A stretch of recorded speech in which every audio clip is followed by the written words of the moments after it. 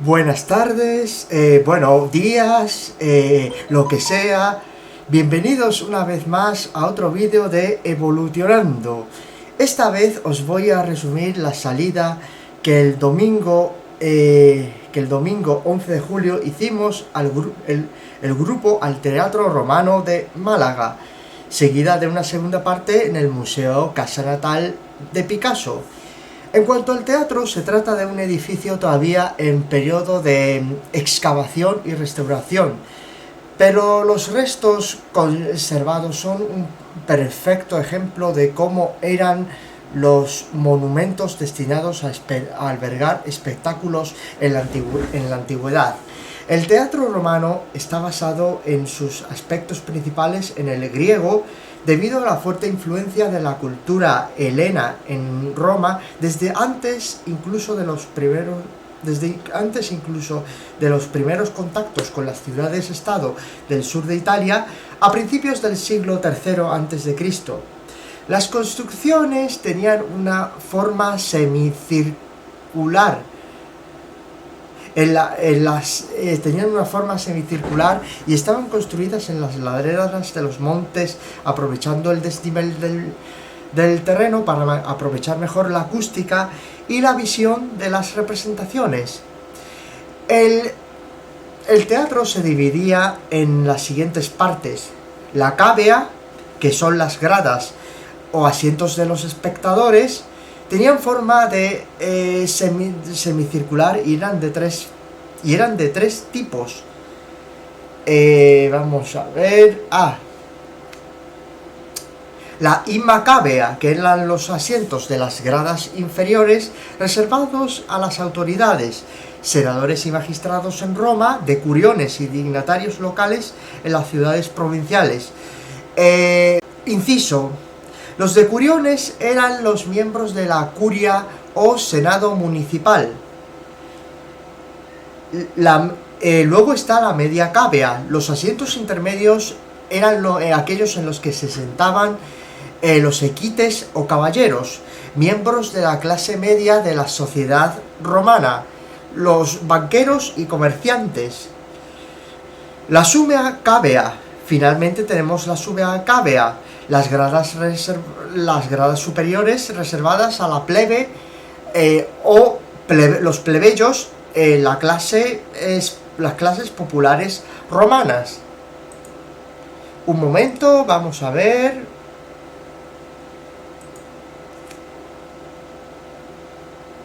Bien.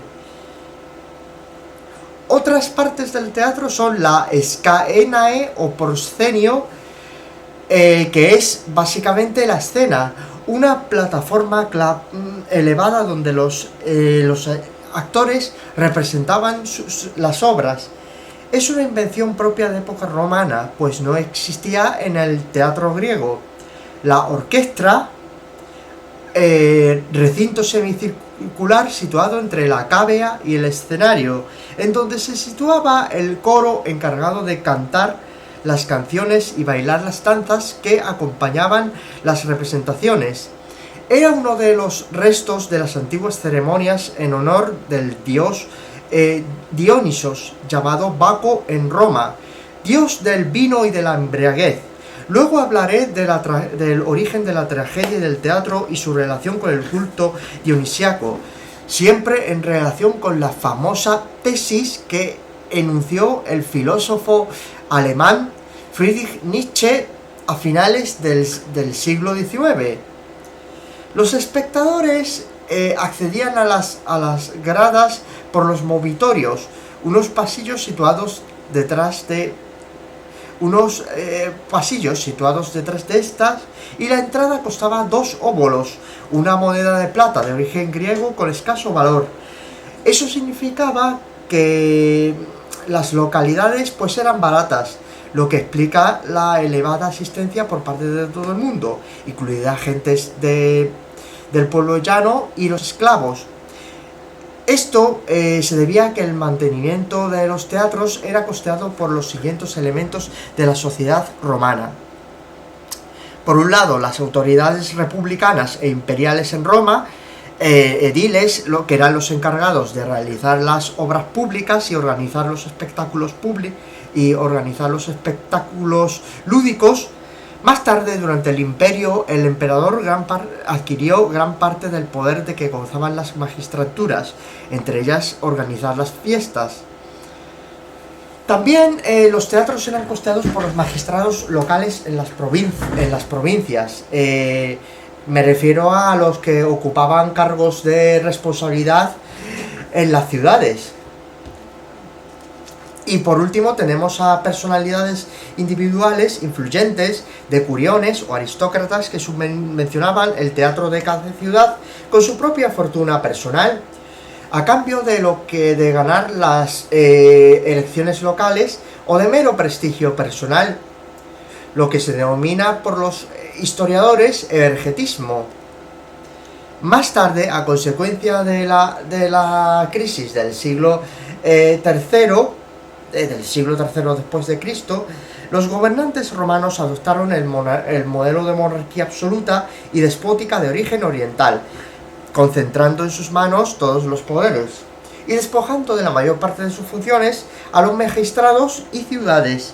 Como consecuencia, a partir de entonces, la financiación de las obras teatrales y demás espectáculos lúdicos, así como de los recintos donde se representaban, queda en manos enteramente de los emperadores, aprovechando estos la representación de las tragedias sobre los dioses y los héroes para realzar su propio poder y prestigio como dioses vivientes, representantes de Zeus en Grecia y Júpiter en Roma, en la Tierra.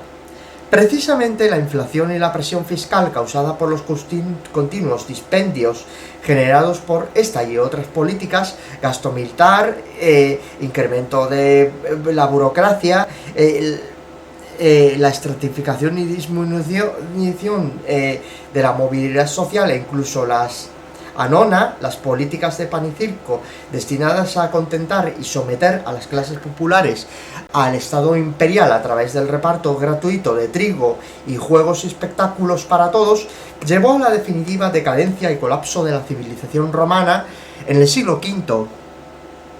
Como ya he señalado antes, el origen del teatro hay que hallarlo en las antiguas fiestas dedicadas a Dionisos, las dionisíacas en Atenas. Siendo probablemente una divinidad de origen oriental, empezó teniendo una importancia secundaria en los poemas homéricos, para gradualmente, a lo largo de la época arcaica, siglos entre los siglos VIII, VI a.C., adquirir cada vez mayor protagonismo en las festividades y rituales políticos de las poleis, ciudades-estado griegas. A ello contribuyó la formación de una mitología asociada a Dionisos, muy probablemente de origen asiático, en los que él era asesinado por los titanes.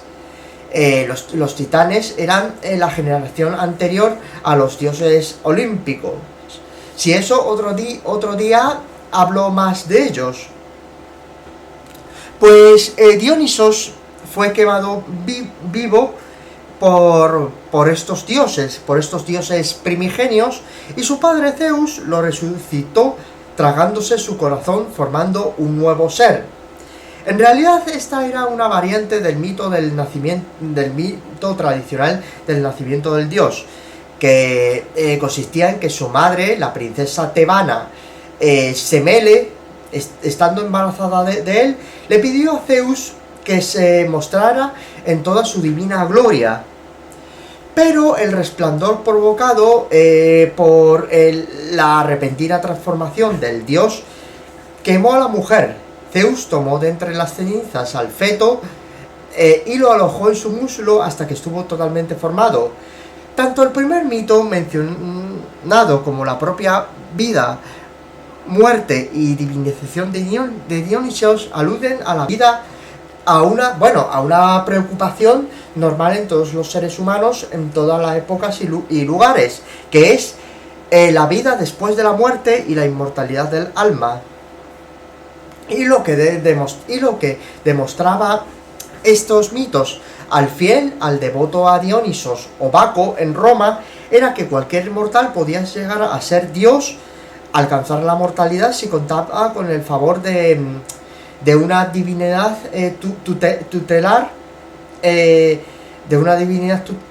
tutelar, a la que honraba a cambio de protección.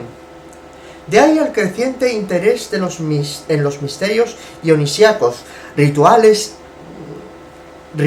donde los fieles entraban en contacto personal con la divinidad a través del éxtasis producido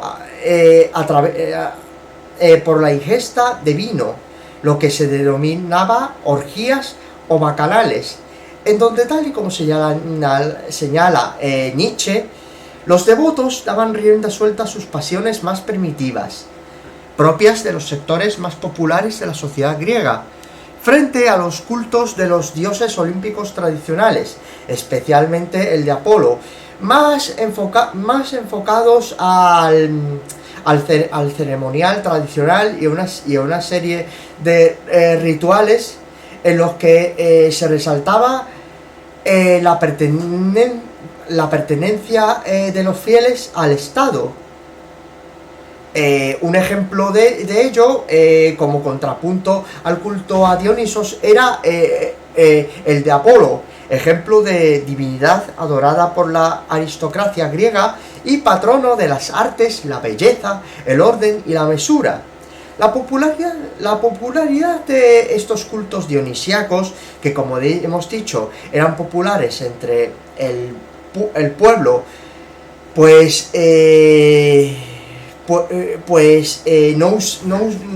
digamos que disminuían el papel de las autoridades estatales o locales en la realización de los rituales, eliminando la intermediación entre el fiel y la divinidad,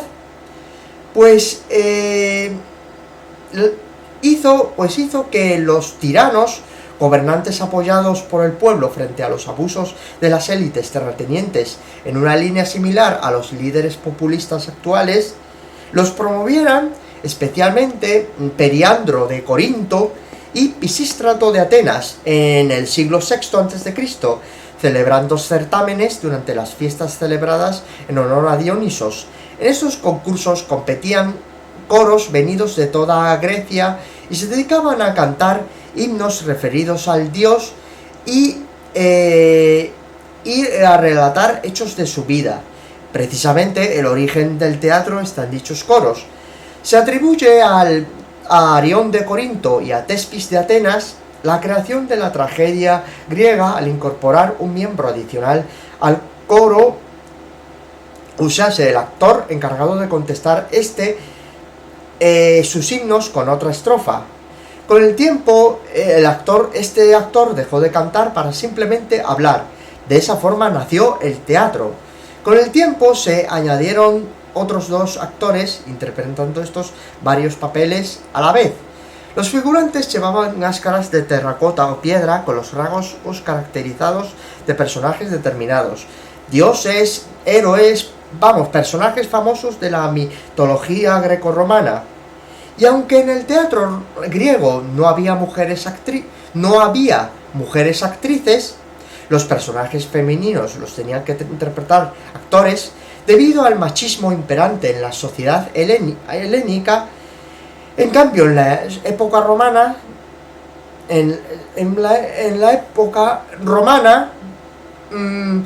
se autorizó a las mujeres a participar en las obras de teatro.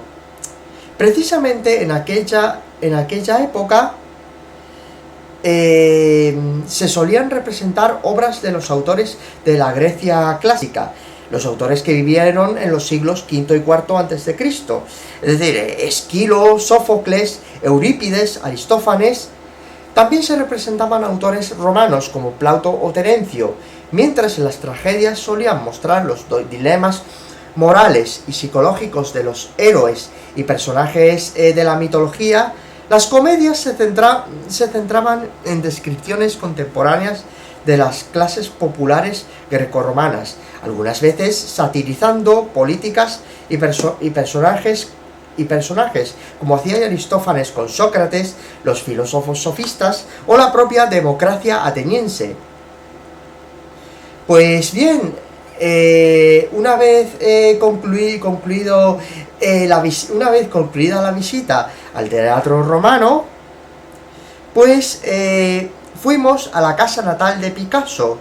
No duró mucho porque, a diferencia del museo del mismo nombre, que también está en Málaga, no hay mucho que ver. Básicamente se trata de dos locales de la Plaza de la Merced en Málaga, donde se sitúa el edificio donde nació el pintor en 1881, y unos metros más enfrente, a la derecha, se halla la Fundación Picasso. En la casa natal se reproduce el hogar de la familia Ruiz Picasso, los padres y los niños, incluidos muebles, el despacho del padre, fotos, ropa y recuerdos del bautizo del pequeño Pablo, y algunos de los dibujos realizados por el artista en su niñez. Por otra parte, la Fundación Picasso suele acoger exposiciones temporales, destacando cuando fuimos una muestra acerca de la relación del artista y su obra con importantes literatos, escritores del siglo XX, especialmente aquellos vinculados con las vanguardias históricas de principios de dicha centuria. A resaltar, por ejemplo, el poeta francés de origen polaco, Apollinaire, quien tiene mucha relación no solo con la pintura, sino, con la poesía, sino también con la pintura, no solo por los dibujos que le hizo Picasso, que era amigo personal suyo, sino por sus famosos caligramas, poemas escritos de tal forma que formaban figuras. Se muestran ejemplares de libros en donde Picasso actuó de ilustrador, aprovechando su amistad con los escritores, y también obras de temática política realizadas para apoyar causas relacionadas con la izquierda, a la que estuvo vinculada Picasso a lo largo de toda su vida. Primero estuvo vinculado con el anarquismo durante su etapa juvenil en Barcelona, para después de la Segunda Guerra Mundial apoyar decididamente el comunismo. Apoyó al bando republicano durante la Guerra Civil Española, criticó el franquismo, el imperialismo americano en la Guerra de Corea, de la década. También hizo sus obras hacia apología del comunismo internacional liderado por la Unión Soviética. Lo más destacado de la exposición es una fotografía donde se ve a Picasso con un grupo de los más importantes intelectuales del siglo XX, agrupados en un encuentro antifascista para protestar contra la ocupación nazi de Francia durante la Segunda Guerra Mundial. Entre los presentes estaban los filósofos Jean-Paul Sartre, su amante Simone de Beauvoir y Albert Camus. También nos muestran aspectos más personales de la vida de Picasso. Por ejemplo, su afición al toreo. Un motivo que convirtió en protagonista de muchas de sus obras. A ello se unió su amistad con muchos de los grandes del toreo de mediados del siglo XX, incluido el padre del cantante Miguel Bosé, Luis Miguel Dominguín. En resumen, estos dos sitios, el Teatro Romano y la casa natal de Picasso, son ilustrativos del patrimonio histórico-artístico de Málaga y sirven para conocer a la ciudad en dos periodos, en dos periodos de su historia, la antigüedad clásica y el siglo XX con sus vanguardias, en las que tuvo un papel importantísimo el propio Picasso, el cubismo, el surrealismo, etc. Os animo a visitarlos. ¡Hasta luego!